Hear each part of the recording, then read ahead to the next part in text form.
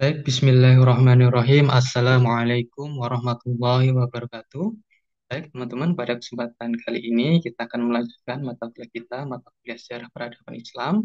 Pada hari ini kita masuk di pertemuan ke-6, yaitu yang hari ini kita akan diskusi yang bertema sejarah peradaban Islam di Andalusia.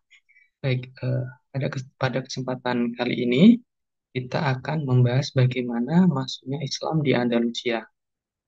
Dan ada beberapa poin di kesempatan kali ini kita akan membahas bagaimana penaklukan orang-orang Muslim terhadap orang-orang suku atau orang yang mendiami wilayah Andalusia, dan kemudian bagaimana ekspansi Islam di Andalusia dan bagaimana awal kekuasaan Islam di Andalusia.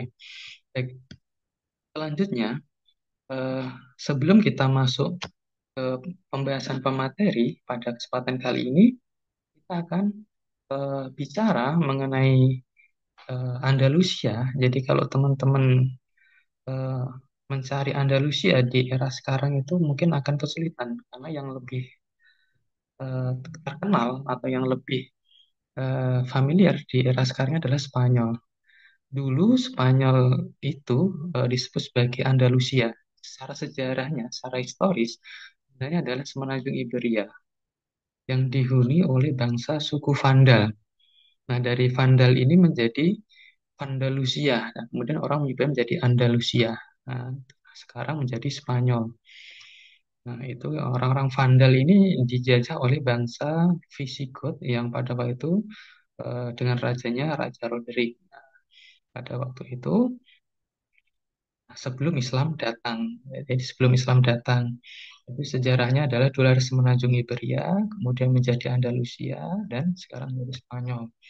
Baik, sekarang masuk di pembahasan sejarah penaklukan Spanyol oleh orang Islam yang menjadikannya gerbang untuk masuk ke Eropa.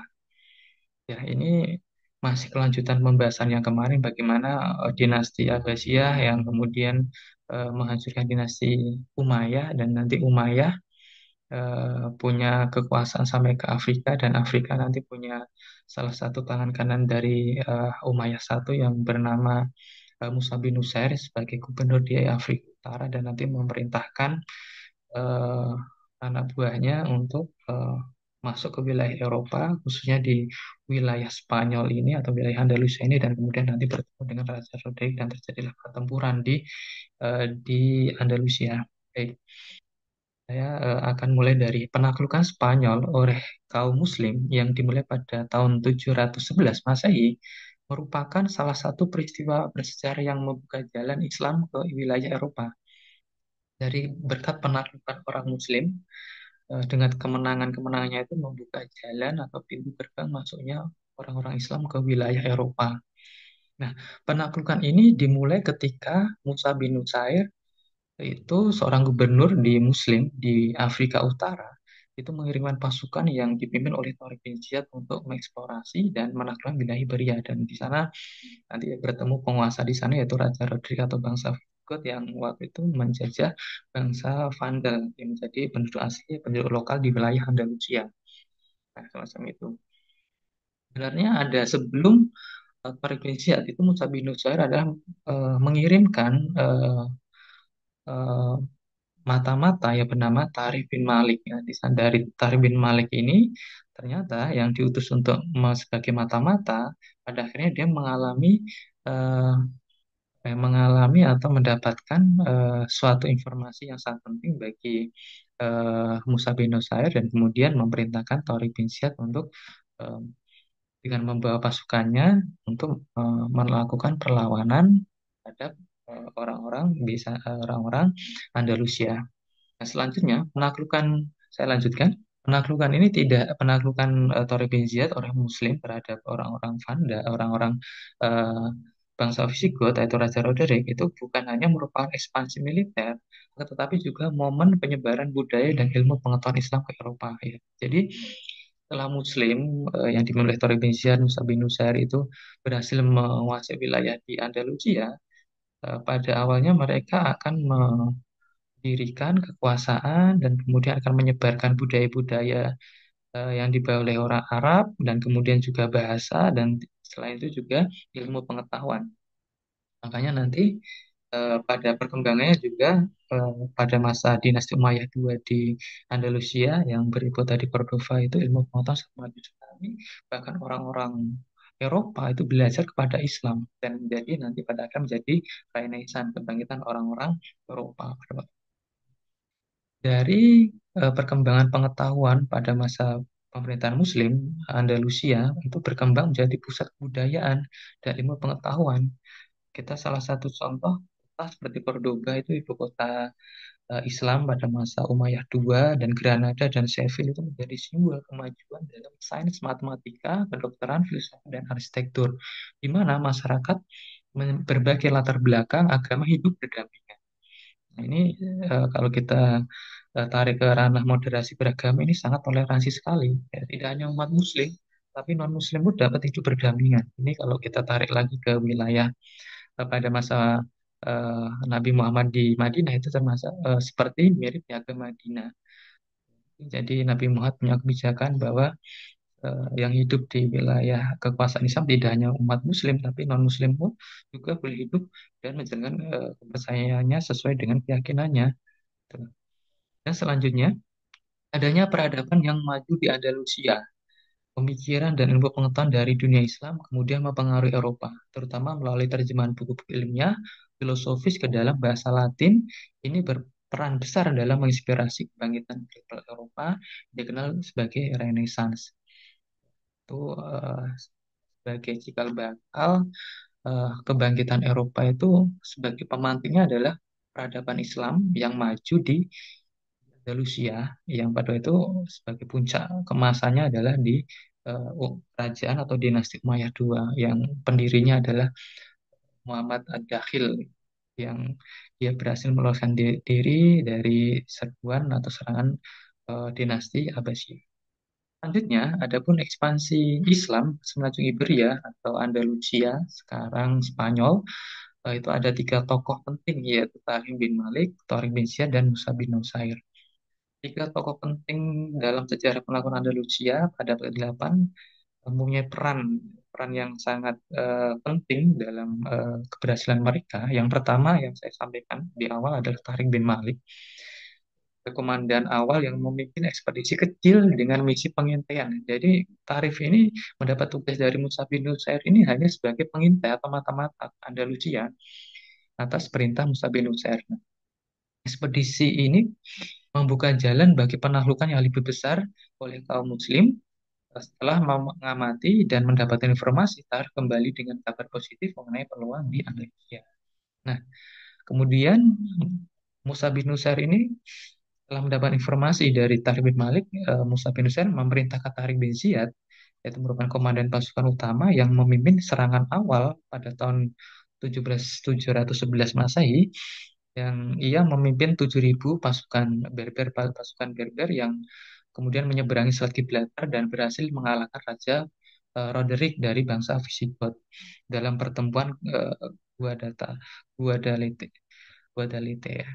Nah, Selat Gibraltar atau Jabal Torik dinamai dengan Selat Gibraltar itu karena ya menghormati karena Tarik bin Ziyad mendarat di Selat Gibraltar. Nah, Raja Roderick mendapatkan kabar bahwa dia akan diserang oleh Tarik bin Ziyad dan membuat 7.000 pasukan. Nah, kemudian Raja Roderick itu menyiapkan pasukan sekitar 25.000. Nah, 2.000 pasukan. Dan Tarmisia setelah mendengar bahwa yang dihadapinya itu jumlahnya lebih banyak, dia mengirim informasi kepada Musa bin Nusair dan Musa bin Nusair kemudian mengirimkan tambahan pasukan kepada Tarmisia sebesar 5.000 pasukan. Hingga pasukan Tarmisia itu berjumlah 12.000 pasukan.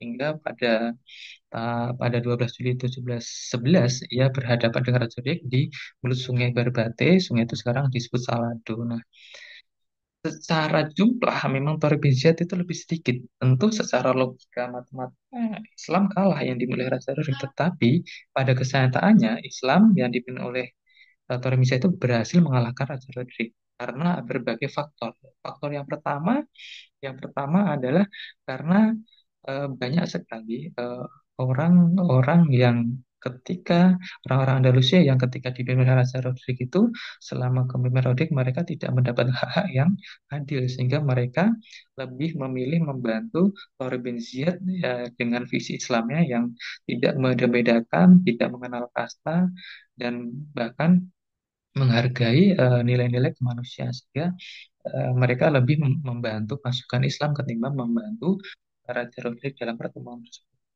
Nah, itu juga adanya terjadi pengkhianatan di tubuh eh, pemerintahan Raja Rodrik yang dilakukan oleh orang-orang Yahudi. Nah, selanjutnya setelah kemenangan Paribisiat itu, Musa bin Nusair sebagai gubernur di Afrika Utara kembali memberikan perintah kepada Tariq untuk melanjutkan ekspedisi militer di Andalusia setelah Misi Tariq bin Malik. Nah, Musa ini kemudian setelah Tarik berhasil menguasai itu, kemudian Musa bin Nasir juga masuk ke wilayah Andalusia dan membawa pasukan lebih besar lagi untuk melanjutkan ekspedisi militer di Andalusia setelah Tarik bin Torik bin Ziyad. Nah, ya berperang dalam kemudian memperluas wilayah kekuasaannya yang ada di Andalusia. Selanjutnya, kalau kita lihat kolaborasi dari ketiga tokoh ini eh, dalam menguasai wilayah Andalusia ini memberikan memberikan bagi angin segar untuk umat Islam meluaskan wilayah kekuasaannya khususnya di wilayah Eropa. Selanjutnya ini ada peta di Andalusia yang di bawah itu Afrika. Jadi saya lihat tadi dan saya terangkan di awal tadi Musa bin Nusir itu sebagai gubernur di Afrika di paling bawah ini, di paling bawah ini di wilayah Afrika ini dan menyeberang di Torim itu menyeberang dan mendarat di Selat Gibraltar. Makanya nanti Jabal Toriknya di sini nanti menyerang menyerang wilayah-wilayah Andalusia. Pada masa Roderick, Raja Roderick itu wilayah ibu kotanya di Toledo, nah, di tengah. Toledo itu menjadi ibu kota dari kekuasaan Raja Roderick. Baru nanti ketika masa kekuasaan Islam, ketika Dinasti Umayyad II itu ibu kota di Cordova. Sampai nanti adanya Universitas Cordoba yang pada waktu itu tuh umat Islam sangat maju di masa kejayaan Umayyah II. Selanjutnya, setelah kemenangan umat Islam di Andalusia, orang Islam diibaratkan berjalan melintasi kota-kota Spanyol dengan mudah, hampir tanpa perlawanan, karena memang rajanya sudah kalah, kemudian kekuatannya juga sudah mulai melemah, hanya sebagian kantong-kantong kecil yang masih tersisa dari kekuatan Roderick yang itu sangat tidak menyulitkan bagi umat Islam. Hanya beberapa kota yang masih dijaga Ksatria Gotik Barat yang mampu memberikan perlawanan yang berhati saja. Kemudian Reminziat bersama pasukannya yang besar menyisir jalan melewati Ecija menuju Toledo. Nah, Toledo menjadi ibu kotanya Raja Rodrik tadi dan mengirimkan pasukan kota-kota tetangga. Sedangkan kota Sheffield yang kala itu dikelilingi benteng kuat sementara dihindari karena perlu ekstra yang masih dijaga oleh tentara-tentara eh, Raja Rodrik itu dihindari dulu hingga nanti pada saat yang tepat kita pasukan Islam itu akan mulai menyerbu. Tapi yang penting dia mengamankan wilayah-wilayah yang sudah dikuasai. Selanjutnya, setelah pasukan berhasil menguasai Arkidona dan pasukan kedua ini kan dibagi-bagi ya pasukannya Musa bin Nusair Tirmizi. Pasukan kedua berhasil menguasai atau menduduki Elvira yang berkaitan dengan Granada dan pasukan yang ketiga dipimpin oleh Mukti al-Rumi, seorang orang Romawi dengan pasukan kavaleri menyerang Cordova dan hampir 2 bulan lamanya akhirnya Cordoba dapat dikuasai begitu juga dengan Malaga. Selanjutnya di Ecija juga justru juga terjadi pertemuan sangat sengit dan kemudian Toledo yang menjadi ibu kotanya pemerintah Raja Rodrik merupakan ibu kota Gotik Barat berhasil dikuasai berkat pengkhianatan Sunda Yahudi juga menjadikan umat Islam lebih mudah dalam menguasai wilayah Andalusia.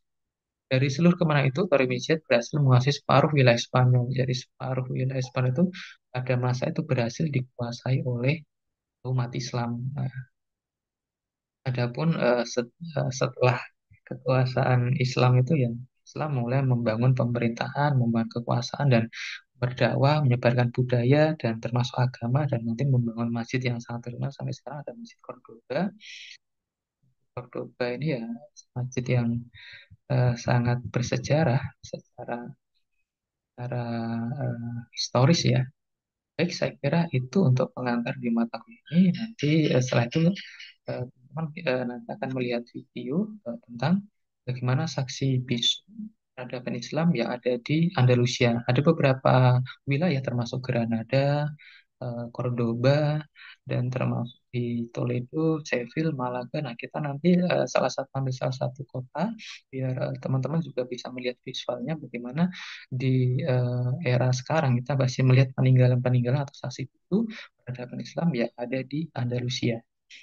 Di materi selanjutnya. Baik, kira itu ini teman-teman akan ada kuis nanti tolong dikerjakan sesuai dengan pemahaman dan pemahaman dan catatan teman-teman yang sudah melihat video. Baik, saya kira itu kurang lebihnya mohon maaf. Saya kira sekian. Wassalamualaikum warahmatullahi wabarakatuh.